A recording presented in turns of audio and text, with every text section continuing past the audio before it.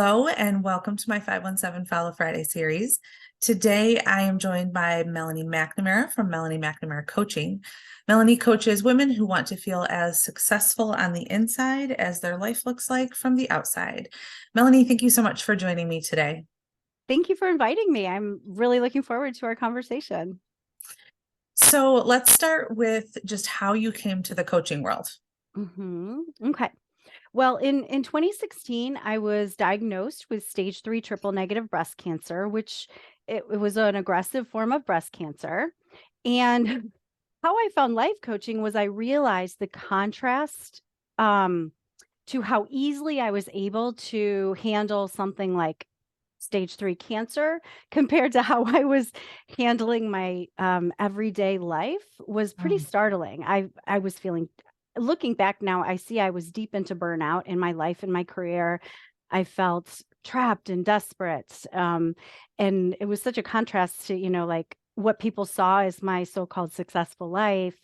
And then, with cancer, I don't want to say I breezed through it, but I was looking back, I'm like, wow, I really life coached myself through that pretty well. And so I started Googling after I was done with treatments, looking for answers. And I knew I didn't need therapy. And I did try therapy a couple times and it did feel good. But I knew I really needed something more because what I needed was someone other than someone just agreeing like, yeah, that's hard and making me feel better in the moment was what I found with life coaching was like my situation is neutral. Whatever situation in my life it is, anything in my life is simply neutral. And I get to choose how I look at it. So that changed everything for me and got me out of my self-imposed misery. That is so good to hear. So you said you did try out therapy a little bit. Do you feel like a lot of people will start with therapy and then kind of transition to life coaching or just somebody who's not just a friend to commiserate with? Right. Yeah. And I don't want to say that that's what therapy is commiserating. I think therapy absolutely has its place, right? So I think what I think as far as if you know whether you need therapy or life coaching, one sign could be you're able to get up and go through the motions of your day Mhm.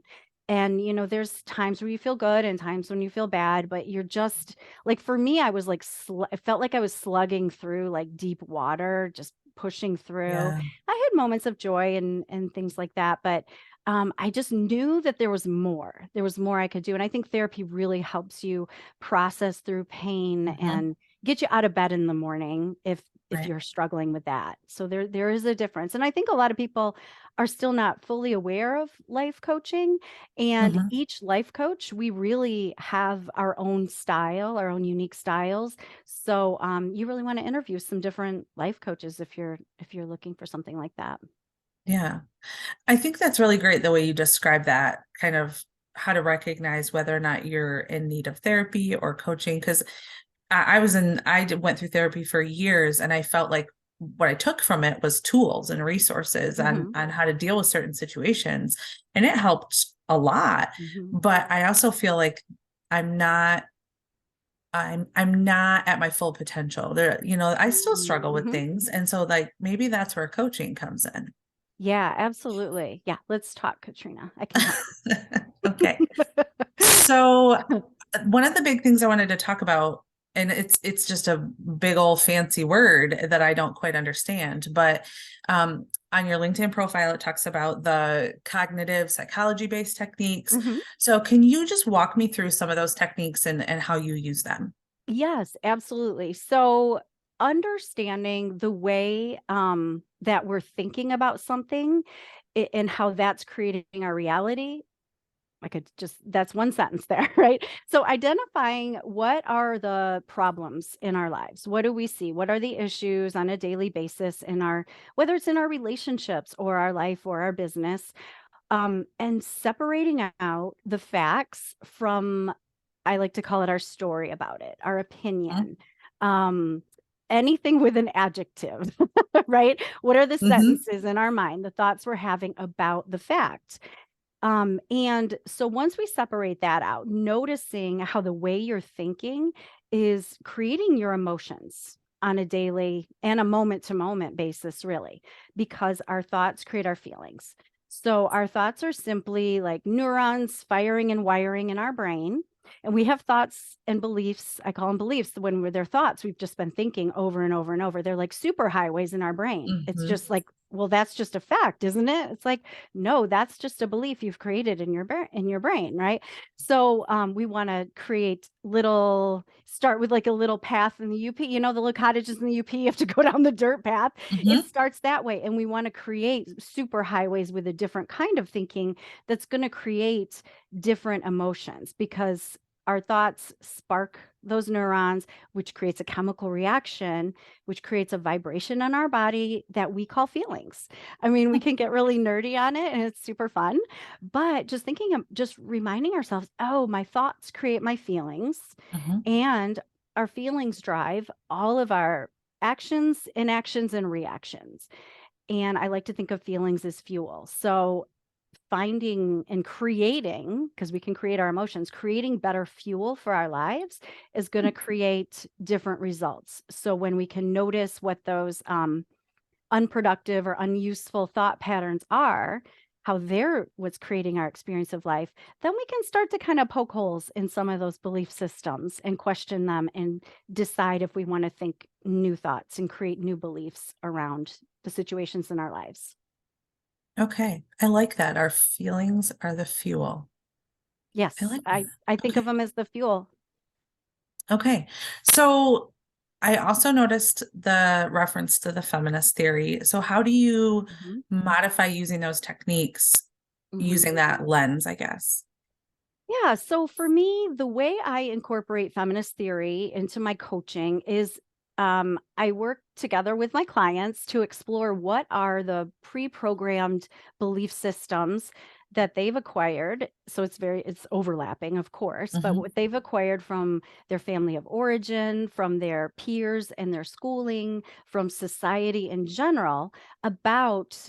Um, or even workplace culture, right? So the beliefs about those things that we've acquired and how they're playing out in our lives. So, like our beliefs about money, our roles within relationships and with our family, what we're capable of, our ability to make sound decisions, all those types of things play out through the belief systems and the messages we get from society.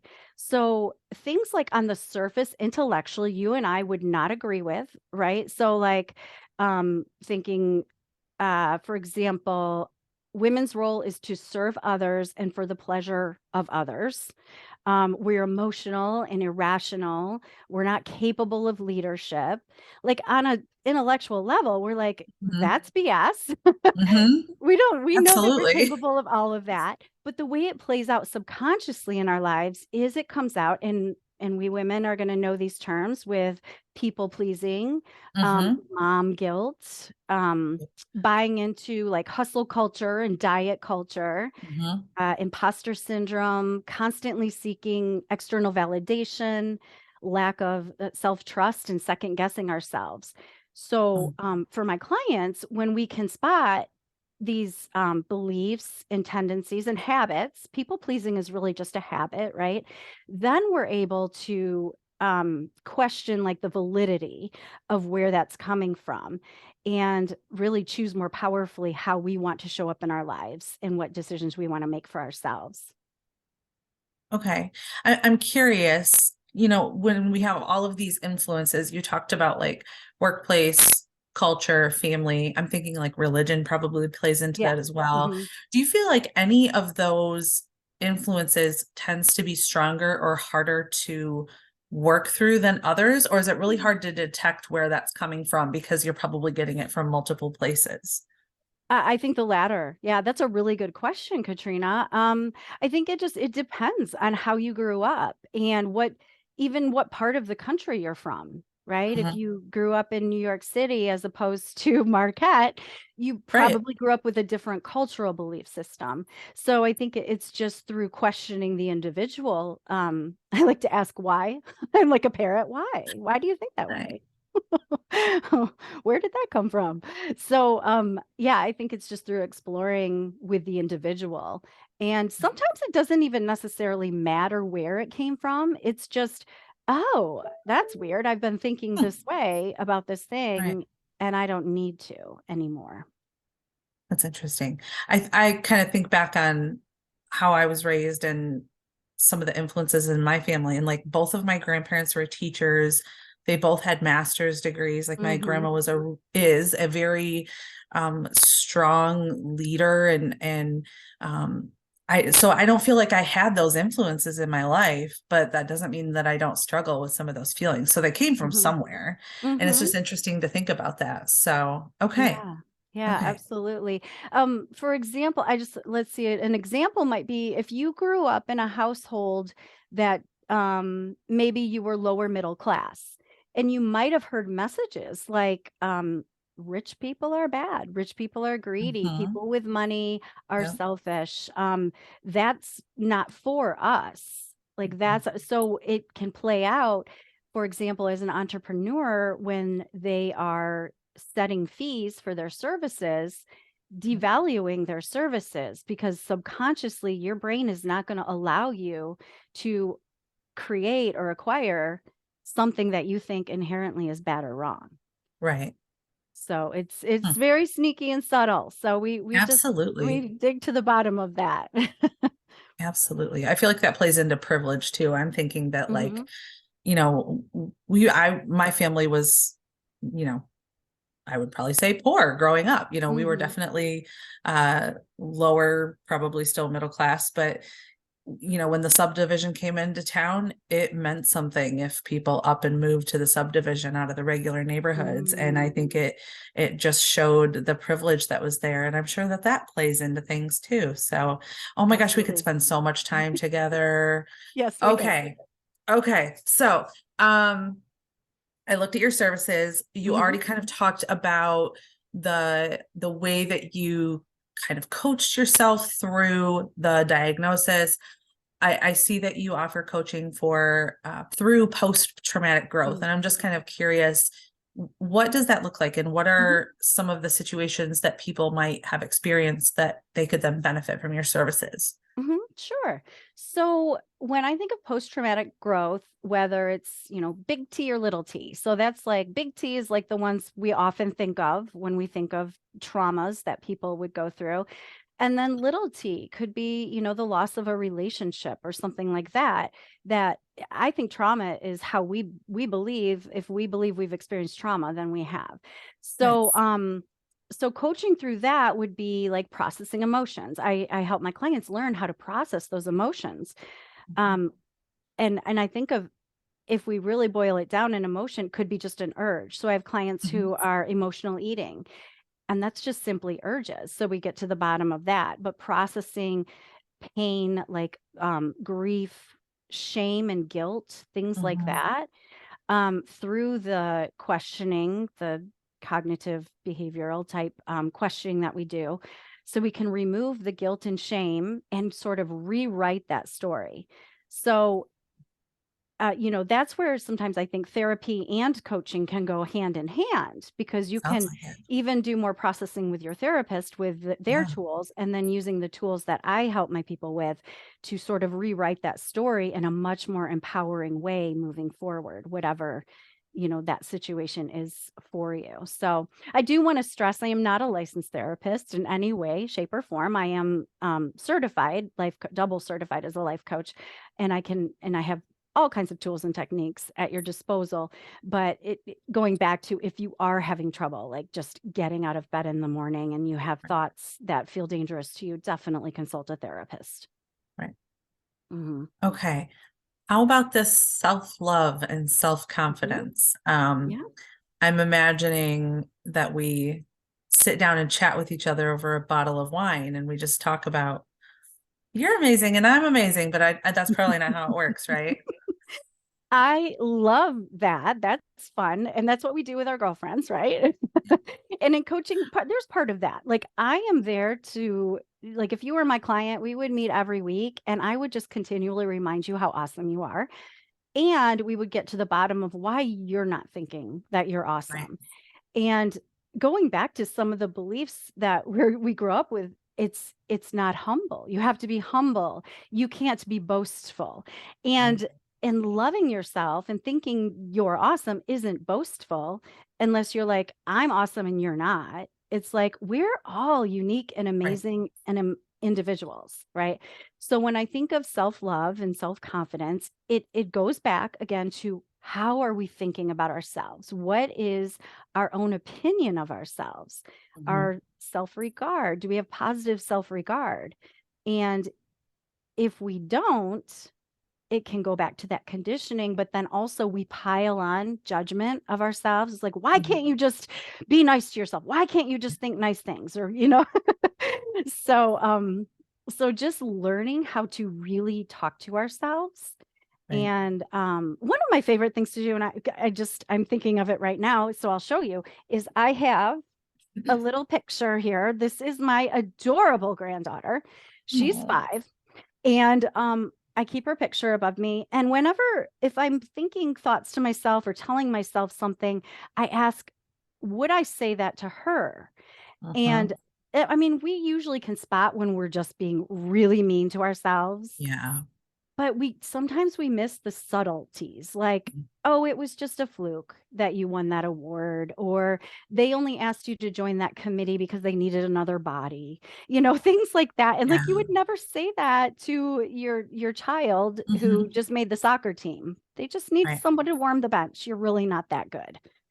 Somebody else is better than you. Everyone else Right. is better than you. So these subtle ways that we diminish ourselves stem from social conditioning and then also habitual thoughts that we've been thinking.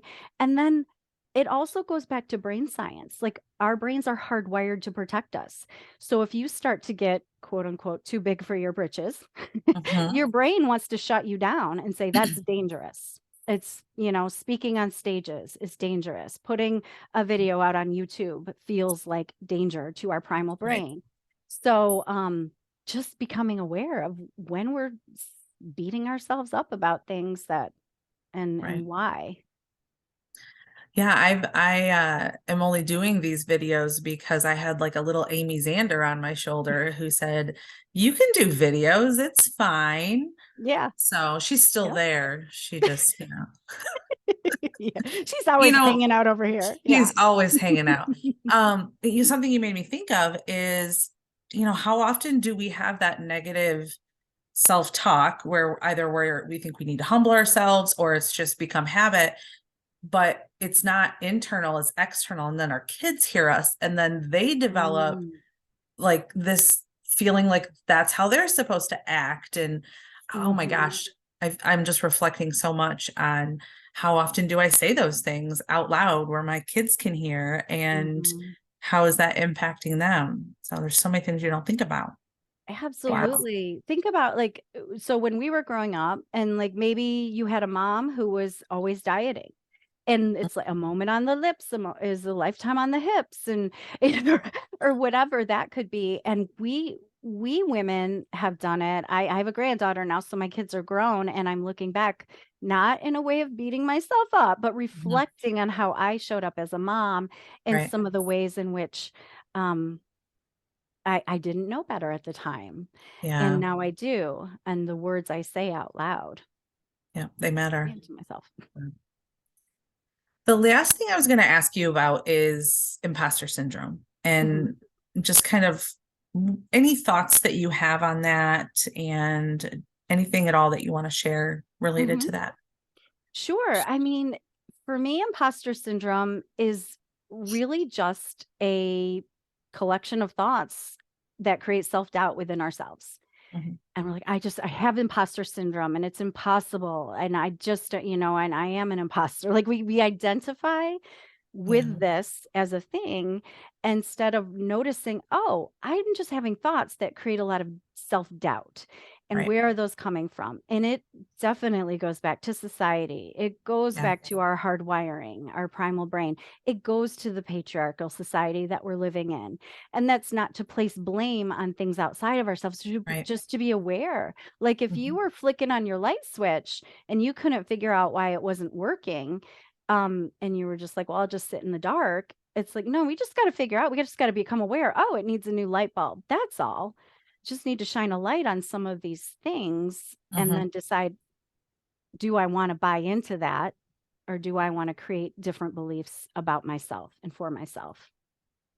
Okay. Is there anything else you'd like to share today? Oh, just going back to you brought up and we talked about emotions as fuel.